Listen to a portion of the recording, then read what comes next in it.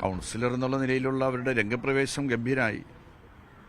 ഔദ്യോഗിക ജീവിതത്തിലുടനീളം അവർ പുലർത്തിയിരുന്ന തികഞ്ഞ മനുഷ്യവിരുദ്ധ ജനവിരുദ്ധമായിട്ടുള്ള നിലപാടിൻ്റെ ഒരു തുടർച്ചയായിട്ട് മാത്രം ഇതിനെ കണ്ടാൽ മതി. ശാസ്തമംഗലത്തെ ജനങ്ങൾക്ക് തെറ്റുപറ്റിയെന്ന് ഇപ്പം തന്നെ ശാസ്തമംഗലത്തുകാർക്ക് ബോധ്യപ്പെട്ടിട്ടുണ്ടാകും. കഴിയുന്നത്ര വേഗതയിൽ തന്നെ അവരാ തെറ്റ് തിരുത്തുമെന്ന ജനങ്ങൾ തെറ്റ് തിരുത്തുമെന്ന എൻ്റെ വിശ്വാസം. ഇത്രയേറെ അഹങ്കാരം ആർക്കും പാടില്ല, ഒരുത്തർക്കും പാടില്ല. അവർ ജനപ്രതിനിധിയാണെന്നുള്ള കാര്യം പോലും വിസ്മരിച്ചു പോയി. 7 വർഷമായിട്ട് ആ മണ്ഡലത്തിൻ്റെ MLA